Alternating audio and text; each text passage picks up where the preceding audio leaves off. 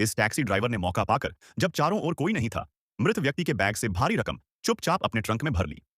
फिर उसने मृतक के फोन से खुद पुलिस को कॉल कर दी और इसके बाद निसंकोच खाली बैग को वापस मृतक की कार में फेंक आया।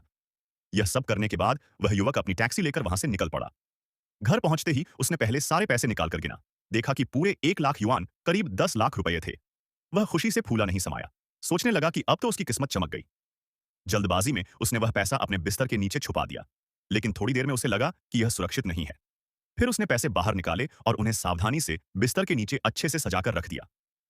अगले दिन उसने उसमें से 4 नोट निकालकर अपने बेड साइड टेबल के ड्रॉर में रख दिए।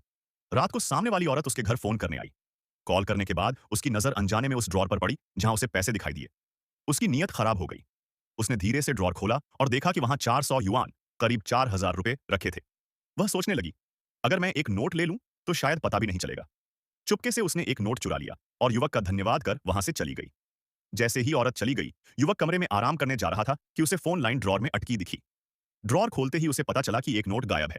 वह तुरंत समझ गया कि यह सामने वाली औरत का ही काम है, क्योंकि उसके अलावा घर में कोई और आया ही नहीं था। फिर भी वह चुप रहा, कुछ नहीं बोला।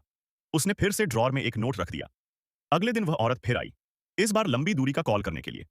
युवक ने फिर से उसे फोन इस्तेमाल करने दिया। औरत ने दोबारा ड्रॉर से 100 युआन चुरा लिया। जब युवक ने देखा कि फिर पैसे गायब हैं, तो उसे अब पूरा यकीन हो गया। फिर भी उसने कोई हंगामा नहीं किया और ड्रॉर में फिर से पैसे रख दिए। रात को वह औरत फिर फोन करने आई और युवक ने फिर हंसते हुए इजाजत दे दी, जबकि इस बार वह जानबूझकर उसे फंसाने वाला था।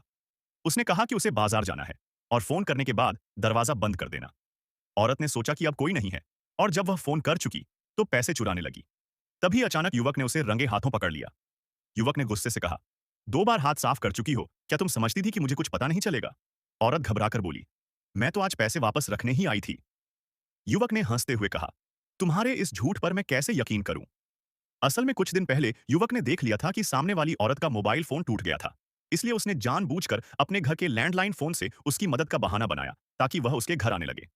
युवक चाहता था कि धीरे धीरे दोनों में कुछ रिश्ता बन जाए, मगर उसे यह उम्मीद नहीं थी कि औरत उसके पैसे चुराने लगेगी। अब जब उसका असली चेहरा सामने आ गया, तो युवक ने भी कोई लिहाज नहीं रखा। उसने उसे सीधे सोफे पर गिरा दिया और दोनों के बीच अचानक नजदीकियां बढ़ने लगीं। लेकिन तभी फोन की घंटी बजी और जैसे ही कॉल पर दूसरी तरफ से पहला शब्द निकला, युवक सन्न रह गया।